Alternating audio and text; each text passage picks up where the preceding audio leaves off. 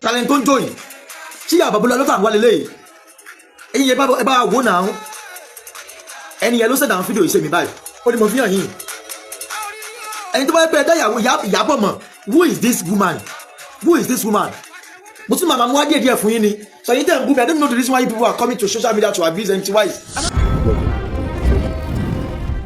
ìyá ń pè mí ṣùgbọ́n máa ń ṣe mí láàánú ní ọ̀pọ̀lọpọ̀ ìgbà wípé etí tí a fi ń gbọ́ ọ̀rọ̀ ó máa ń yàtọ̀ síra wọn ọkàn tí kálukú dẹ̀ fi ń gbọ́rọ̀ kò bára wọn mu ó ní Yorùbá fi sọ pé ilé ayé tá a wà yìí ìlú gángan ni tó bá kọ wájú sẹ́yìn nìkan lénìí á tún kọ̀ yẹn sẹ́lòmíì lọ́la mo mọ̀ ń ṣètò yìí ẹ máa rí pé kì í ṣe ní stúdíò wa la ti ń ṣètò báyìí ṣùgbọ́n torí àwọn ibì kan tá láǹfààní àti wà láti wòye pé kásáré mo wá fún yín lénìí mo wá kí gbogbo ẹ̀yin kìrìsìtẹ́nì pátápátá àti ẹ̀yin ọmọ Nàìjíríà lọ́kùnrin lóbìnrin lọ́mọdé lágbà ẹ̀yin tẹ́ ń wò mí mo fẹ́ bẹ̀ yín lẹ́bẹ̀ẹ́ kan láàárọ̀ yìí ètò tá à ń ṣe yẹn bá mi share dáadáa kò ní pọ̀ ṣùgbọ́n a rí àwọn kókó méjì mẹ́ta kan mú yọ ńbẹ̀ màá wá sọ̀rọ̀ sí ọ̀pọ̀lọpọ̀ màá wá dáhùn sí ọ̀pọ̀lọpọ̀ fídíò tí àwọn èèyàn post pàápàá nípa fídíò tí mo bá ṣe kò sẹ́ni tó lè post fídíò mi láyé inú mi máa ń dùn torí pé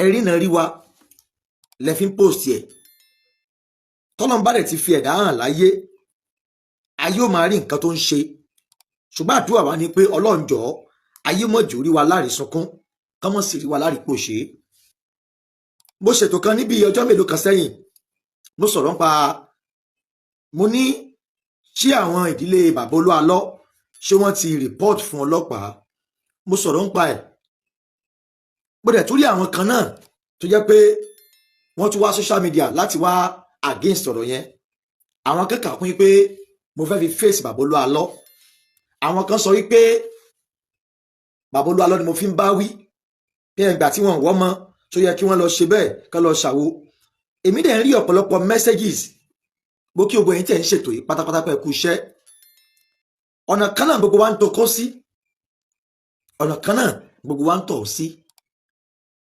aláǹwáyàwó Bàbá Olúalọ́ mo ti jáde láìmọye ìgbà tí mo ti sọ pé kí bàbá wòlíì Olúalọ́ jáde kí wọ́n sọ̀rọ̀ nípa ìyàwó wọn bàbá tún ṣe léyìí àwọn kan tún sọ pé kò yẹ kó rí bẹ́ẹ̀ gbogbo ẹni tẹ̀lé ń pè mí pátápátá mo kí n pẹ̀ kú iṣẹ́ o ẹ bá bá mi share program yìí now the reason why I ask Obey family tí mo fi sọ pé kí wọ́n lọ sí police station màá sọ rí sẹ̀ fún wa lénìí gbogbo wa ò lè ever sùn síbì kan náà ká kọrí síbì kan náà kò possible ẹ jẹ́ ká fi ọ̀rọ̀ Timothy Adégòkè tó ṣẹlẹ̀ nífẹ̀ẹ́ nígbà kan yẹn ní hòtẹ́ẹ̀lì kan nífẹ̀ẹ́ ẹ jẹ́ ká wò ó tí ariwo social media ṣe ń lọ Lẹ́kan Àkànjí Wonder God bless you one of the greatest musicians in Nigeria and the whole universe Lẹ́kan Wonder ẹ bá mi share program yìí ẹ dẹ̀ máa comment now ìgbà tí ọ̀rọ̀ Timothy ń lọ ní social media àwọn ọlọ́pàá náà ń ṣe investigation lórí ọ̀rọ̀ yìí méjèèjì ló ràn ra wọn lọ́wọ́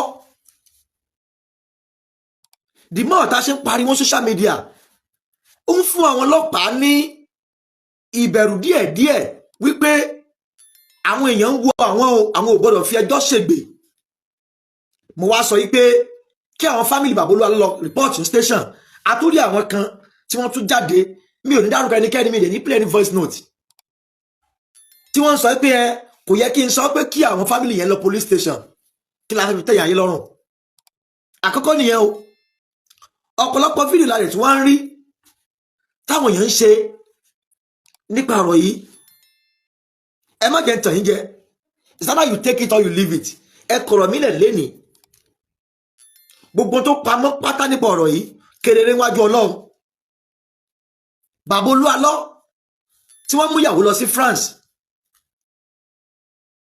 ohun tó ṣẹlẹ̀ ń bẹ̀ a ò mọ̀ kò sí any one of us ń bẹ̀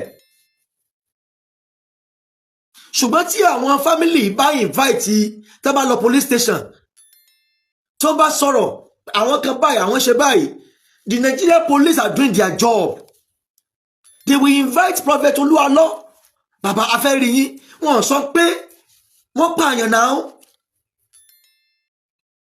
a fẹ́ rí yín ní àgọ́ wa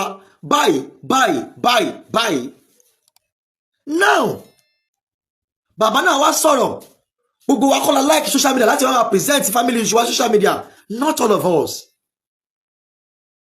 kì í ṣe gbogbo wa ẹ má ṣì mí gbọ́ mi ò sọ pé bàbá Olúalọ́ wọ́n ṣe bí síyàwó wọn bẹ́ẹ̀ ni mi dẹ̀ sọ wípé àwọn family Ìyábọ̀ Òbí ò wá ọmọ I don't say it torí ẹ̀jẹ̀ ń rọrùn fẹ́ mi is that I'm neutral on this matter. Let me tell you something today. Níjẹta, I received a call from someone. Ẹni yẹn kọ́kọ́ message mi. Ohun tẹ́ni yẹn kọ síbẹ̀ ni wípé my sister and her children are alive. Mo wá wò pé kí lẹ́ni yẹn kọ. Ìgbà tẹ́ni yẹn kọ kí ni yẹn fún mi tán. Ẹni yẹn wá sọ fún mi pé Ìyábọ̀ Olúalọ́ we celebrate her birthday ní July 21. Mo wá béèrè wẹ́n pé ẹjọ́ ta ló ń bá mi sọ̀rọ̀ ẹni yẹn tí mo ṣe ń bá yín sọ̀rọ̀ báyìí ẹni yẹn ò reply message mi ní tí mo ṣe ń bá yín sọ̀rọ̀ yìí because message ṣe wá lóru and the number is UK number kì í ṣe number Nigeria. Now the question I'm asking people now ọ̀rọ̀ yẹn ṣókùnkùn sáwà tá à ń ṣe program ó ṣókùnkùn sí wa now ó ṣókùnkùn sí everybody wa ìgbà tí mo sọ fẹ́ ẹnìkan sọ pé ó lè jí arẹnjí I don't know anything about that. Professor Isaac Adigun ẹ káàbọ̀ sórí ètò yìí àtẹ̀yìntẹ̀ ń wọlé síbẹ̀ Bashir Olúdọ̀tun ẹ káàbọ̀ sórí ẹ̀ ẹ má bá mi share program ẹ̀ má bá mi comment máa fi ojú òpó lè fẹ́ kẹ́yìn ó pè mí I don't know how people are misinterpreting my words I don't know ọ̀pọ̀lọpọ̀ àwọn bloggers ń farabalẹ̀ gbọ́rọ̀ we are trying to put more light to this matter ẹ kàn máa gé bí tí ọ̀rọ̀ ti tẹ́ ẹ ti rò pé ó ní ṣe díẹ̀ ẹ máa gé bẹ̀rẹ̀ sí post ẹ̀ you will never post the complete program. My first program lórí ọ̀rọ̀ yìí ní pé bàbá Olúalọ́ where is your wife come out and answer those people very simple. Èmi àti ìyàwó mi jà àjà àṣegbá mi ò rí mọ́ ni mo ṣe báyìí ni mo ṣàwó ni very likely and simple. Later mo ṣe interview fún àǹtí Fúnkẹ́ tó jẹ́ first daughter ìyàwó ìyàwó bàbá Olúalọ́ mo dẹ̀ post ẹ̀ aláwọn kan tó sọ pé yẹn ó yẹ kí n gbé fèsì yá àti Ìyábọ̀ wá ẹ̀yìn àti Fúnkẹ́ wá ẹni ń dẹ̀ sọ pé òun fẹ́ kójú wọn síta ìgbà tó yá mo ṣe interview fún màmá gbogbo yín lẹ gbọ́ náà you people should go back to my programs and listen to it very carefully ẹ máa mọ̀ pé mi ò side bàbá Olúalọ́ bẹ́ẹ̀ ni mi ò lè side family Ìyábọ̀ Òbí but mo kàn ń tẹ́ láti put more light to the program ọ̀pọ̀lọpọ̀ yín bọ́ síta àrí blogger tó ń bú mi torí pé fẹ́ ní follower let me tell you something today gbogbo ohun tẹ́tẹ̀ bá ṣe láyé kó rántí ọjọ́ àti sun ẹ̀ gbogbo ohun tó bá láǹfààní àti láyé rántí ọjọ́ tí wàá wà nù lẹ́lẹ̀ tẹ́nìkan kan ò ní lè gbọ́wọ́ ẹ̀ sókè mọ́ ọjọ́ tó jẹ́ pé wàá pè wọ nìkan báyìí ń bẹ̀ ó ní kó rántí ẹ̀ ẹ mọ̀ yẹ ká torí pé àwọn kàndá kan wà náà àwọn pastors káwá kó ogun ọgbàgbọ́ don't do that ẹ yẹ ká sọ òtítọ́ ọ̀rọ̀ fúnra wa my question is where is Ìyábọ̀ Òbí where is her ẹni tó bá mi chat mo save number pẹ̀lú informant tó lẹ́ni yóò disclose picture ẹni yóò disclose identity ẹ̀ wípé next month July 21 ní birthday Ìyábọ̀ Yẹ́misí Òbí tó jẹ́ ìyàwó bàbá Olúalọ́ ara àwọn ẹ̀gbọ́n Ìyábọ̀ bó dẹ̀ pé wọ́n mo ní mo fẹ́ rí new picture ara àwọn picture Ìyábọ̀ I will not compare it with those pictures in my hand tó bá yẹ pé lóòótọ́ ni torí pé ẹnìyẹn sẹ́ni kankan sí mi ó kọ happy birthday in advance mo wá wo picture tá a ti ń lò látọjọ́ yìí mo wò sí ìtẹ́nìyẹn sẹ́ni sí mi ó fẹ́ jọra wọn that is why I need the real picture of Ìyábọ̀ Òbí láti lè mọ the real I will show you one picture now I will show you one picture máa fi hàn yín sí kẹ́ ẹ lè mọ̀ pé underground there is something going on you people no expect me to come out and be saying rubbish. Ẹ̀yin tẹ́ bá mọ picture Ìyábọ̀ Òbí dáadáa, I will show you one video now. Tó bá pẹ́ nìyẹn ni. I will show you. Ẹ̀yin tẹ́ ti rí picture yẹn rí. Ṣé Ìyábọ̀ Òbí lélẹ́yìí? Àbí kì í ṣàwọn? Ẹ wo fídíò yìí. Tálẹ́ ni, dùn mí. Mi ò sí studio. Tálẹ́ ni tẹ́ ń wò yìí. Torí ẹ̀ sọ pé à ń parọ́. Ẹ ti wò díẹ̀. Tálẹ́ ni tẹ́ ń wò yẹn. Màá fi happy birthday in advance. Tẹ́ni yẹn sẹ́ni sí mi. Màá fi hàn yín sí. Now the question I want to ask is that where is this woman? Ẹ̀yin tẹ́ bá mọ̀ mi tí Ìyábọ̀ Òbí wá ẹ jẹ́ ká mọ̀ now. I have never come out to side Oluwalo. I have never come out to side anybody. But pẹ̀lú nǹkan tá wá gbọ́ àti nǹkan tá ń rí underground. Ó la fi ń ṣètò. Kì í ṣe pé bí wise ó wà níbì kan, ó ṣe gbábì kan. Ọ̀pọ̀lọpọ̀ bloggers ló ń sọ̀rọ̀.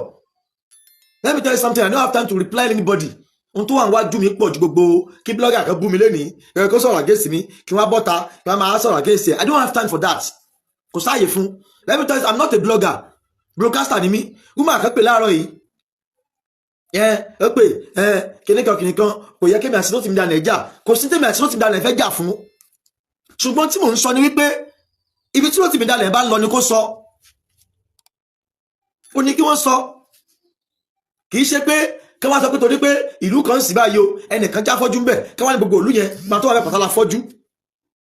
It's not done that way now. Kò rí bẹ́ẹ̀ o làwọn ń sọ lórí ètò yìí tọ́pọ̀lọpọ̀ yín tẹ̀bẹ̀ sí sọ̀rọ̀ against mi. Now the question I want to ask now, ta ni ká bi léèrè? Tẹ́yìn bá sọ pé Baba Oluwalo ni ká bi léèrè. Baba Oluwalo should come out and defend himself. Baba Oluwalo is an adult now. Màá play fídíò kan fún yín sìn. Fídíò kan rè. Ta ló wà lẹ́gbẹ̀ẹ́ Baba Oluwalo yìí? Ta ló wà lẹ́gbẹ̀ẹ́ Baba Oluwalo yìí? Ẹ wò dáadáa. Ta ló wà lẹ́gbẹ̀ẹ́ yìí? Ẹ gbọ́ mẹ́sẹ̀jì yẹn. Ẹ fẹ́ yẹ kẹ́ gbọ́ mẹ́sẹ̀jì yẹn. Torí ẹ̀yin tẹ́ ń bú mi, ẹ máa gbọ́ mẹ́sẹ̀jì.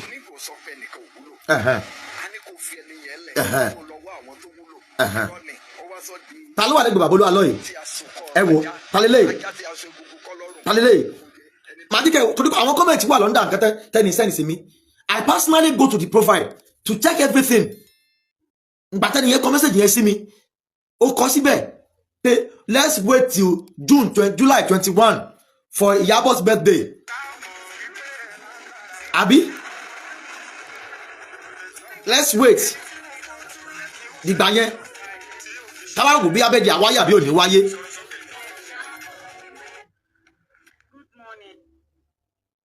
Bá a dẹ̀ sọ̀rọ̀ báyìí, ẹ máa ní ká má sọ̀rọ̀. Ẹ máa ní ká sọ̀rọ̀. Ẹ máa ní ká má sọ̀rọ̀. Ó sì wá jẹ́ program tí n bá ṣe lọ́pọ̀lọpọ̀ yín máa ń dóde.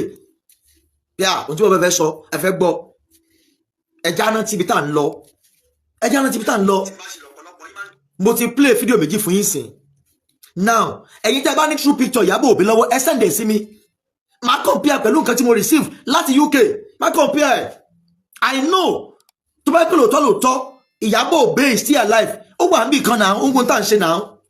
A dẹ̀ máa rí èèyàn kan tó mọ true fact ọ̀rọ̀ yìí.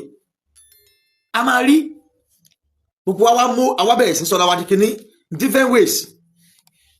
Ilé aṣọ tiẹ̀, ilé aṣọ tiẹ̀, ilé aṣọ tiẹ̀.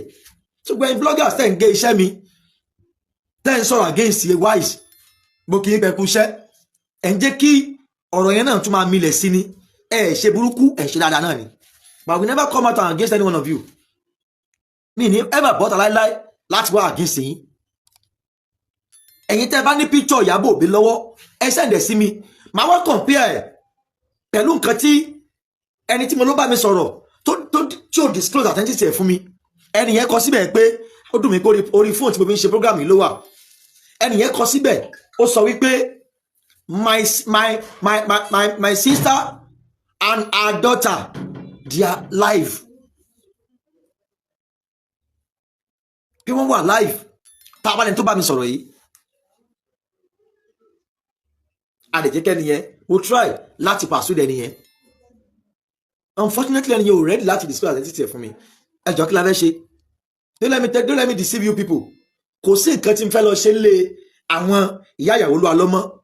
With interview tí mo ti ṣe mo ti gbọ́ nǹkan tí mo fẹ́ gbọ́ àwa ń retí ibi tọ́rọ̀ fẹ́ já sí ni àárín tọ́rọ̀ fẹ́ já sí bàbá wa kẹ́kọ̀ọ́ kan wọ́n ní àwò bí ọ̀rọ̀ ń lọ ẹ ṣáà máa wo bí ọ̀rọ̀ ń lọ òtítọ́ lọ́jà òkúta òtítọ́ la fẹ́ mọ̀ lórí ọ̀rọ̀ yìí òtítọ́ la fẹ́ mọ̀ lórí ọ̀rọ̀ tó wà nílẹ̀ yìí ṣùgbọ́n ẹ̀yin tẹ́ ń pè mí ẹ̀yin tẹ́ ń pè wá lórí prógrámù yìí ẹ̀yin kò ràn wá lọ́wọ́ ẹ̀yin kò ràn wá lọ́wọ́ náà ó kálukú ló ń sọ tiẹ̀ mi ìmọ̀ bí a mo lè rí mẹ́sẹ̀jì yẹn orí fóònù tí mo fi ń ṣe prógrámù ní mẹ́sẹ̀jì yẹn wọlé sí tí bá lẹ̀ ní torí mi ò sùn Spanish studio mo wà máa fi hàn yín máa fi chat máa tẹni hàn yín náà máa fi hàn yín máa rí náà ṣùgbọ́n gbogbo tó pamọ́ láyé ó wà lójú Ọlọ́run ó wà lójú Ọlọ́run mo mọ̀ pé tó bí ọ̀pọ̀lọpọ̀ issue tó wà ńlẹ̀ yìí ó ní àwọn interview kan tí mo ṣe ẹ̀yin kí n sọ fún lẹ́nìí ìdí ẹ̀ tí mo fi ṣe interview fún pastor yẹn ó ní wípé a fẹ́ clarify ta ló involve Rotimi Daniel ṣé pastor Ṣẹ́gun Oyèbọ́lá ni that is the purpose interview tí mo ṣe fún wọn lórí program ẹ̀yin kan tó tún bínú sí kò yẹ kí n tàbí bàbá lóye pastor yẹn wọn àti bàbá lóye ti jọ jàrí kìnnìkan wọn sí kún tam wọn sí nígbà nǹkan kan kókó bá wa kò sí nǹkan tẹ̀ sọ́tán ẹkún mọ̀ pé mi ò ní sọ̀rọ̀ ṣùgbọ́n àfọwọ́dẹ́ náà bá máa wù tọ̀rọ̀ lọ ó ṣeé ṣe kí n má sọ̀rọ̀ lórí ọ̀rọ̀ yìí mọ́ títí di July 21 tẹ́nìyẹn sọ pé kí n dúró dà bá máa ṣe birthday afẹ́ wò bí alóòótọ́ ni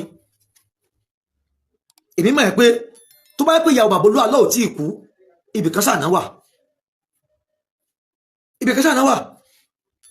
àbí kìí ṣe ibìkan náà wà náà ibi tó wá wà yẹn ni ò wá yá wa ẹnìyẹn ní kí n lọ sí péèjì wọn pé kí n lọ síbẹ̀ ipe màá rí àwọn fídíò kan bẹ̀ adẹ̀jọ́ kó yẹ wá tálẹ́ ní fídíò kan rí báyìí tálẹ́ tó ń jó yìí tí ìyàwó bàbá olúwa lọ́tà ń wálé léyìí ẹ̀yin yẹn ẹ bá wò náà ẹni yẹn ló sẹ̀dá àwọn fídíò ìṣe mi báyìí ó ní mo fi hàn yín ẹni tó bá pẹ́ ẹ̀dá ìyàbọ̀ mọ̀ who is this woman mo tún màmá mú wá díẹ̀ fún yín ni so yín tẹ̀ ń bú mi I don't know the reason why you people are coming to social media to abuse empty wise I don't know ó lẹ́wọ̀ yìí talẹ́ ni mo dẹ̀ rí àwọn comment ẹni yẹn tó screenshot àwọn comment ń bẹ̀ fún mi ẹni ó ti jọba yìí talẹ́ tẹ̀ ń wò yìí talẹ́ ni ẹ wá sọ pé mi mọ̀ nǹkan tí mò ń ṣe ìwádìí lọ lábẹ́lẹ̀ now bàbá wòlíì Olúwa lọ iṣẹ́ ìránṣẹ́ ò ní bàjẹ́ bàbá sọ̀rọ̀ àwọn kásúnà sọ̀rọ̀ ṣùgbọ́n tó ń fẹ́ kó mọ̀ ní tẹ́fẹ́ kẹ́ mọ̀ ní wípé gbogbo tó bá pamọ́ níwájú ènìyàn kedere báyìí wájú Ọlọ́run ni ẹni tó bá ṣe bí fọ́mùlà kejì yóò kẹsẹ̀ ẹni tó bá ṣe eré fọ́mùlà kejì yóò kẹsẹ̀ either you take it or you leave it ó gbà ó wà á kẹsàn lórí ẹ̀ ṣùgbọ́n kíní yìí ó ti ń bí ọ̀pọ̀lọpọ̀ nǹkan jáde ó lè ní fi ń pariwo lójoojúmọ́ a rí àwọn Christian kan náà tí wọ́n ń pè mí Mr. Wise lóòótọ́ mo rí pásítọ̀ kan tó kàn sí ẹ̀ pè mí tó ní pásítọ̀ làwọn lóòótọ́ ṣùgbọ́n ẹni kí bàbá ọlọ́run mú yà wọn jáde ṣùgbọ́n tèmi ń sọ ní pé tí ọwọ́ òfin bá mú ọ̀rọ̀ yìí tí mo ti bá sọ báyìí àtúbẹ̀ lómi inú tọ́wọ́ òfin bá mú wọn competitions fún bàbá olúwa lọ ò ga jù òfin lọ náà ohun tó yẹ káwọn family jẹ́ ká ṣe nìyẹn tẹ́ bá report wọn competition fún bàbá olúwa lọ wọn dẹ̀ invite wọn ìgbà tí Timothy Kọ́láwọlé they invite Maye wọ́n invite Maye wọ́n dẹ̀ bẹ̀rẹ̀ investigation wọn ó ran Oríyọmí Hamzat àtàwọn tí wọ́n gbé lọ́wọ́ ń gbà yẹn náà tí Mohbad ló délẹ̀ yìí ariwo social media nìkan ràn ariwo social media kan kò ràn ọ̀rọ̀ yìí ohun tèmi ń sọ nìyẹn pé kí wọ́n invite bàbá olúwa lọ mo tún sọ báyìí ẹnìkan tún bínú ẹnìkan amáyẹn tó wá sọ pé mo tún fẹ́ fi yẹn bí bàbá olúwa lọ́dọ̀ ẹjọ́ kí mo fi bàbá olúwa lọ báyìí bàbá olúwa lọ́tẹ̀ ń sọ yìí èmi mọ̀ wọ́n dáadáa èmi àti wọ́n ti ní àǹfààní àti pàdé tí mo ti wà lọ́nà àtijọ́ jókòó báyìí ní prógrámù kan fẹ́ rí nígbà tí olóògbé Gbájú Apáńpá ṣaláìsí we were there together pẹ̀lú bàbá mi wòlíì ọlọ́gbọ́n yọ ohun tí mi ò mọ̀ nípa bàbá mi ò lè sọ. I can't say it now. Ṣùgbọ́n ẹ jẹ́ ká tọ̀ bó ṣe yẹ ká tọ̀ kó lè bá bó ṣe yẹ kó rí olè mi ń sọ. Àwọn social media à ń ṣe gbá à ń ṣàwo ẹjọ́ ṣàwárí George àrí lọ́ọ̀yà ní Nàìjíríà. Ìgbà tá a pariwo ní level kan táwọn ọlọ́pàá náà ṣe investigation lọ nípa ọ̀rọ̀ Timothy ó ní bàbá Fọlànà jáde náà. Ok, mo wá lára àwọn pásítọ̀ ara wọn George kan tó pè mí tó ní táwọn tó bá wọn people lọ sí station. Àwọn people yìí náà they are Christians. Màmá tó lè ń pariwo ó ní táwọn náà rí but if they go to police station to report ó dà báyìí ó yá wọ́n á dẹ̀ invite Olúwa lọ kò sẹ́ni tó fẹ́ ga jù òfin lọ láíláí. Àwọn ọlọ́pàá ti mọ̀ pé ọ̀rọ̀ ẹ ti di international, they will do it with care and òtítọ́ wọn ò ní ṣègbè. Àtúnṣọ báyìí àwọn blogger kan tún jáde wọ́n á tún ní mò ń gbà Olúwa lọ báyìí wọ́n á tún sọ ẹjọ́ sọ tí mo sọ yẹn báyìí ṣé ohun tó dáa ni ẹjọ́ ẹ dá mi lóhùn àti àwọn nǹkan tó máa jáde báyìí wọ́n á tún sọ̀rọ̀ sí wa báyìí pé wáyé sì ti ní kí wọ́n lọ report to station ṣèbí kó rè ọ̀rọ̀ lọ́wọ́ náà ni kò sí nǹkan méjì. Ẹ̀yin tẹ́ ń wò mí ẹ jájọ máa fi òye gbèrìn àjò ayé kájọ máa fòye gbèrìn àjò ayé tí nǹkan ṣe ń lọ. Èmi ò ní jáde lára ok à ń bú pásọ̀ ṣe báwọn kan ní bàbá wòlíì Kẹ́hìndé Ọlá ṣe pásítọ̀ kan ni wọ́n ṣe bí wòlíì kan ni wọ́n bàbá wòlíì Kẹ́hìndé Ọlá ọ̀kọ́ lọ́jọ́ ṣe bí yẹn kan bàbá kó ṣeun tì báwọn wòlíì kan nìyẹn ṣe pé wòlíì ni ò wá dá tí ìyá máa rí Ọlábìtán fi ṣaláìsí ìyá mọ̀ gbà rí Ọlábìtán tán fi ṣaláìsí wọn kó ọrọ̀ ayé jọ ṣe báwọn àwọn wòlíì kan nìyẹn ẹ dá mi lóhùn ṣe báwọn wòlíì kan nìyẹn. Ẹ wá sọ fún mi ṣé torí pé àwọn kan wá sí dára báyìí ká máa sọ pé ìgbà èrè ojoojúge kéde kan wájà gbogbo wa ò ní rí bákan náà ẹ̀jẹ̀ lónà lára gbogbo wa iná mo rí àwọn kan tó ń wá social media tó wá ń bú pásítọ̀ tó ń ṣe bá tó ń ṣàwo gbogbo wọn ló lè irọ́ lẹ̀ ń pa gbogbo wọn kọ́ ló lè gbogbo wọn náà kọ́ náà gbogbo wọn kọ́ ló lè. Bàbá Kẹ́hìndé Ọlá wòlíì Kẹ́hìndé Ọlá tí wọ́n ní Gọ́gọ́tà wọn nítorí pé fẹ́ gbọ́ olówó ẹ̀kẹ́ parọ́ fún ẹ bàbá máa ń lọ gbàwẹ̀ fúnra ẹ lọ gbàwẹ̀ go and fast ìwọ ni wòlíì ààrẹ ohun tí bàbá máa sọ fún yín nìyẹn ṣùgbọ́n àwọn wòlíì kan náà nìyẹn tàbá tí ń sọ tí ò dá ẹjá máa máwọn tó dá náà wá náà. Pásítọ̀ kan wà wọ́n pè ní Pásítọ̀ Paul Àjàó mo lè káyé èèyàn tí Pásítọ̀ Paul Àjàó ràn lọ́wọ́ láyé wọn àdẹ̀ ní ẹ̀bà sọ fẹ́ pé torí pé nǹkan kan ṣẹlẹ̀ sí ọ ó yá kúnlẹ̀ bèrè lọ mobile wá láíláí bàbá Àjàó ò ní bá yín dánwò ṣùgbọ́n àwọn ìránṣẹ́ Ọlọ́run kan náà nìyẹn.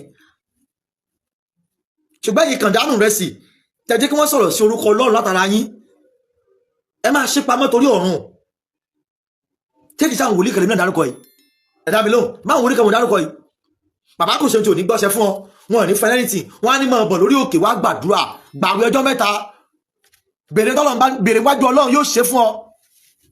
Wọ́n dẹ̀ ti ṣe yẹn bàbá is close to 90 years now close to 90. Ṣẹ̀bẹ́ yẹn kan ni bàbá wòlíì Èlíjà Abíọ́lá bàbá òkè pa ò ní Mọ̀dákẹ́kẹ́ sáwọn yẹn ṣe ìránṣẹ́ Ọlọ́run ni ẹ dá mi lóhùn. Ṣùgbọ́n ibi tí ẹ̀yin bá rí na mọ́ ibi tá a bá nawọ́ dé báyìí lọ́wọ́ wa máa dé ẹ mọ̀ ìjà torí pa fẹ́ kí yọ̀dún ti wá ẹ̀yin tẹ́lẹ̀ ń pè mí kọ́ Rotimi Daniel I don't have anything against him ṣùgbọ́n tèmi ń sọ ní pé if Rotimi Daniel want to accuse somebody go straight to the person don't join them together ìyẹn lèmi ò ní gbà ẹ̀yin kan náà tún bí yín báyìí sí nǹkan tí mo sọ yìí iná tún bí yín iná tún bẹ́yìn kan báyìí pé MC Wise yẹn ṣe yẹ kó sọ bẹ́ẹ̀ ṣe yẹ kó ṣe gbá iná tún bí ẹ̀yin kan I don't care ẹ bínú ẹ bú mi o ẹ jáde sí program mi o kódà ẹ tún kọ́ tẹ́lẹ̀ ẹ tún gbé ohun tèmi sọ ni pé gbogbo wòlíì náà kọ́ lèèyàn bí a dẹ̀ rí àwọn àfà kan dá ẹjọ́ mẹ́ta bàbá wa kọ́ lọ́lọ́tù jáde wọ́n sọ̀rọ̀ nípa àwọn àfà kan àwọn náà ní sọ gbogbo àfà kan ní ò dá gbogbo wọn náà kọ́ lèèyàn bí náà kí la wá ń sọ fúnra wa gan. Mo ti mọ bàbá kò ṣeun ti báyìí going to 25 years ni tí ìlú wa ìbá délé wọn báyìí bàbá ń kọ́ dábì mo wà ń ta wọ́n ní ẹ máa wọlé bọ̀ ní yàrá náà á jókòó sínú yàrá wọn, yàrá tán fún tán sùn. Bẹ́ẹ̀ ni bàbá Kẹ́hìndé Ọlá ní Ilé Ifẹ̀ làwọn náà wà. Bàbá náà bẹ́ẹ̀ bá lọ sọ́dọ̀ wọn báyìí ẹ wọ yàrá wọn tó ṣe wù yín ni. Tẹ̀bí wòlíì kan làwọn náà. Bàbá òní ní kò mú wákàtí tó fún lóòró, wọn á ní lọ òróró wá fúnra ẹ. Tó bá ti nígbàgbọ́ wọn á mú wá, wọn á ní kó kúnlẹ̀ orúkọ Jésù Ọlọ́run ẹ̀mí mímọ́ wọ lóòróró lọ sọ́dí iṣẹ́ ìyanu. Jẹ́ tó bá ti ń lò kó rí tù sílẹ̀. Bàbá òní ní kò lọ mú wá, wọn à ní sọ bẹ́ẹ̀. Tí bá ń wòlíì kan náà nìyẹn, àbí táwọn wòlíì kan nìyẹn, ṣé gbọ́n wá náà wà ní bẹ́ẹ̀ náà. Ẹ wá ń bọ́ta gbogbo ń sọ̀rọ̀ sí wòlíì, ẹ àwọn wòlíì gbogbo wọn ló lè níbo lẹ ti gbọ́dọ̀ ẹ̀, níbo lẹ yìí ti gbọ́dọ̀ ẹ̀. Ṣé báwọn kan àwọn náà ń dárúkọ yìí tí bàbá Ọlọ́wẹ̀rẹ́ fi kúnlẹ̀ Ìbàdàn, bàbá Ọlọ́wẹ̀rẹ́ tó ṣe kúnlẹ̀ Ìbàdàn, ẹ jọ̀ọ́ dá mi lóhùn kílẹ̀ gbọ́n pa wọn. Sáwọn ìṣe wòlíì ni tí wọ́n ń ṣe wòlíì, tí wọ́n ń ṣe wòlíì. Màmá Funfun Jimoh láti UK káàbọ̀mà, Queen Adaza Ọmọwùmí, God bless you. And you don't go to church. Àwọn wàásù lọ́wọ́ báyìí náà nìyàwó ṣùgbọ́n Ọlọ́run là ń sọ yìí. Àbí sàwọn pásítọ̀ tẹ lọ bá church náà lọ́pọ̀lọpọ̀ àwọn bloggers ìfẹ́nu láńtẹ̀nà àbùkúlù yìí. Èwo ni ló jáde tó kàn fáwọn pásítọ̀ ẹ̀ pé yes tí ògbó ayé bá bàjẹ́, pásítọ̀ ìjà máa sọ kíní ìran wọn ni tí ògbó ayé bá bàjẹ́ àwọn ò ní bàjẹ́. Pastor Paul Akínyẹlé Àjàó tìjọ Gospel Apostolic Church tí wọ́n jẹ́ D.O. gbogbo GAC l'Ondo State àtẹ́dó báyìí ìgbà tó wà ń fẹ́ bàbá òní bá imú kan mọ́kan ṣùgbọ́n ìránṣẹ́ Ọlọ́run kan nìyẹn, ṣùgbọ́n kan nìyẹn, ṣùgbọ́n yóò ní mú ní tó ṣe dáadáa báyẹ̀ ní mú wá ẹ̀ ní mú wá o. Ṣùgbọ́n àwọn tó bá kù díẹ̀ káàtó yẹn àwọn ni K topic yín, case study yín lórí program yín. So kí n fi parí ọ̀rọ̀ mi lásìkò yìí, ẹjá gbà pé kò síbi tí ò sí. Ẹ̀yin family bàbá, ẹ̀yin family Ìyábọ̀ Òbé, I will still go back to my advice. Tó bá pé ẹ̀ ń wá ọmọ Ìyábọ̀ lóòótọ́, go to necessary place to report and they will invite your suspect. They will invite the suspect, which is Babalo Alo, to the police station to intervene him. It's Nigeria, àwọn ọmọ Nigeria àwọn náà now. Ṣùgbọ́n jẹ́ ká bára wa sòótọ́ ọ̀rọ̀. Màmá Jimoh láti UK ẹ káàbọ̀ sórí ètò ìmà. Ẹ̀yin náà ṣe program yìí. Tábà bí ẹ̀yin náà ti ní ọ̀pọ̀lọpọ̀ eré nípa pásítọ̀ rí. Ṣùgbọ́n ọ̀pọ̀lọpọ̀ wa ò ní sòótọ́ ọ̀rọ̀ mi tá ń lọ. A ní sòótọ́ ọ̀rọ̀ o. Ṣùgbọ́n àwọn tí ò bá dáa, àwọn tí ò dáa yẹn báyìí, on topic yín ní social media. Ẹnìkan ṣe program lánàá, ó bẹ̀rẹ̀ sí bully àwọn pastors yẹn. I don't have time to reply anybody. Sincerely speaking. Ṣùgbọ́n o, èmi máa àwọn wòlíì tèmi tí wọ́n sì jẹ́nà sí Ọlọ́run. Ẹ̀yin tó bá lójú ẹ wádìí àwọn pásítọ̀ tí mo dárúkọ fún yín. Àwọn 0703185 ẹ̀yin tẹ́ pè mí WhatsApp mi lè gbé nọ́mbà kankan tẹ́ ń pè mí sí yẹn. Ṣùgbọ́n pè mí nọ́mbà màá pick ẹ̀. Nọ́mbà yẹn ló wà nígbà comment section yẹn pè mí sí and I will pick it. Nọ́mbà yẹn mo ń kọ́ yìí. Aṣá máa rí àwọn pásítọ̀ tó dáa náà tẹ́yìn náà mọ̀. I don't just know. Gbogbo wa ṣe fẹ́ kí gbogbo wa sùn síbí kan náà ni. Kò possible now. Èmi sì máa ń wòlíì. Bàbá Kẹ́hìndé Ọlá. Ẹ jẹ́ àwọn ni mo dárúkọ yìí, bẹ́ẹ̀ mi dárúkọ àwọn kan. Ẹ jẹ́ náà dárúkọ àwọn pásítọ̀ tí náà káyé rí náà. Ọ̀pọ̀lọpọ̀ àwọn tó sì ń sọ pé pásítọ̀ dá yìí. Ọ̀pọ̀lọpọ̀ wọn náà ló gbàjọ jẹ́. Mo ti rí pásítọ̀ tó lé ọmọ ìjọ kó chọ́ọ̀chì torí pé ọmọ ìjọ yẹn ń bá ogun ọmọ ìjọ sùn.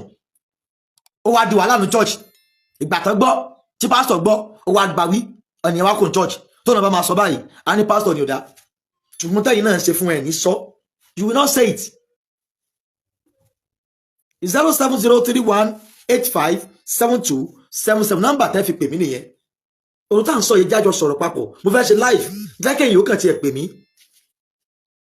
Vẹ́kẹ̀yìn ó pè mí lórí ètò yìí. Ojú wo lẹ fi wo? Ṣé gbogbo wọn náà ni ò dá ni? Ṣé gbogbo pásítọ̀ ni ò dá? Ṣé gbogbo wọn ni ò dá? Ṣé gbogbo wọn lèèyàn bí ní? Ẹ lè fi plus ẹ̀yin tẹ́ sí Nàìjíríà.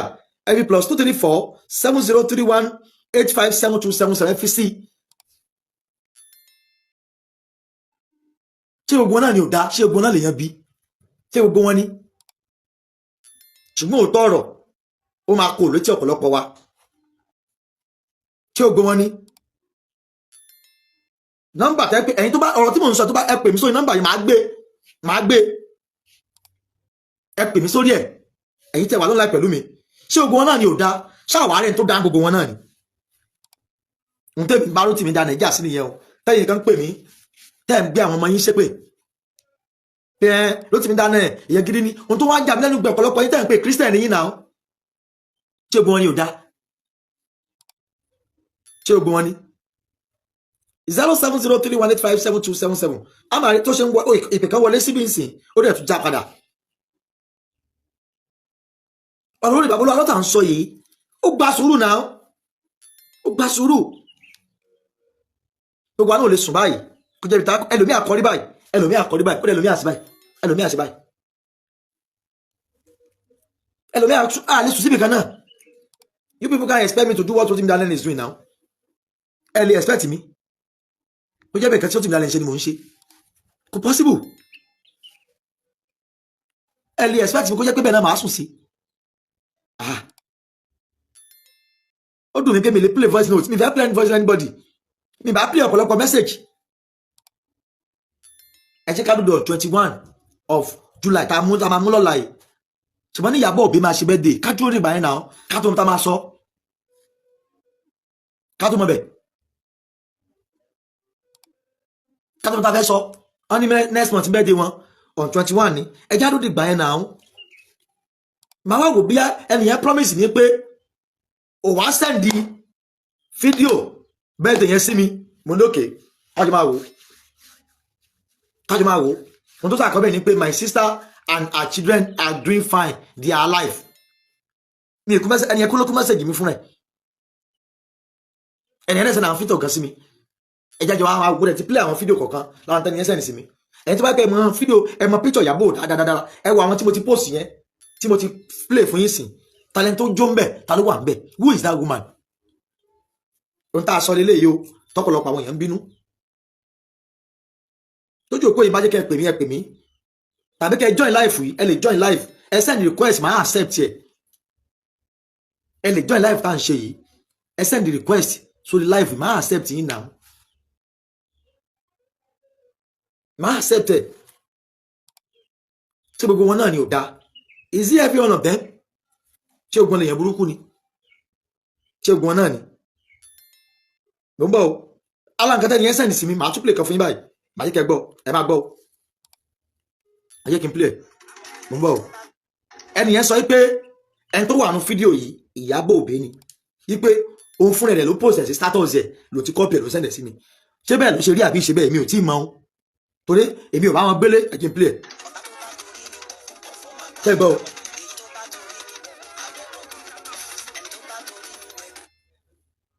Now ẹ yẹ kí n tún play lẹ́ẹ̀kan sí kẹ́ wò ó lẹ́ ń wò.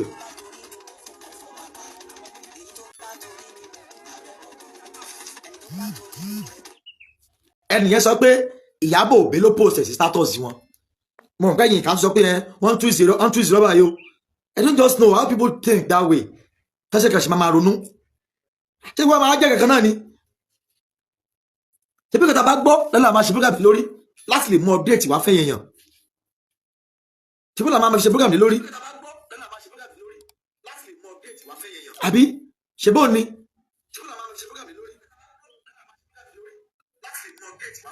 Now ẹ̀yin family Ìyábọ̀ Òbí mo tún fẹ́ rọ̀ yín láàárọ̀ yìí ẹ lọ report fún ọlọ́pàá you can go to state headquarter lẹ́kìtì tàbí anywhere láti lọ lodge complaint yìí tẹ́ bá lodge complaint they know what next to do ẹnì kò kájọ fún ọ̀nà ìbílẹ̀ tí máa mọ ibi tí ọ̀rọ̀ wà ọ̀rọ̀ tí mo tún ẹnì ká tún fún mi báyìí yẹn kò yẹ kí n sọ bẹ́ẹ̀ a dẹ̀ ń rí ọ̀pọ̀lọpọ̀ fídíò à ń rí ọ̀pọ̀lọpọ̀ programs mo ti ṣe interview fún àti Fúnkẹ́ àti grandma I will never go back to interview again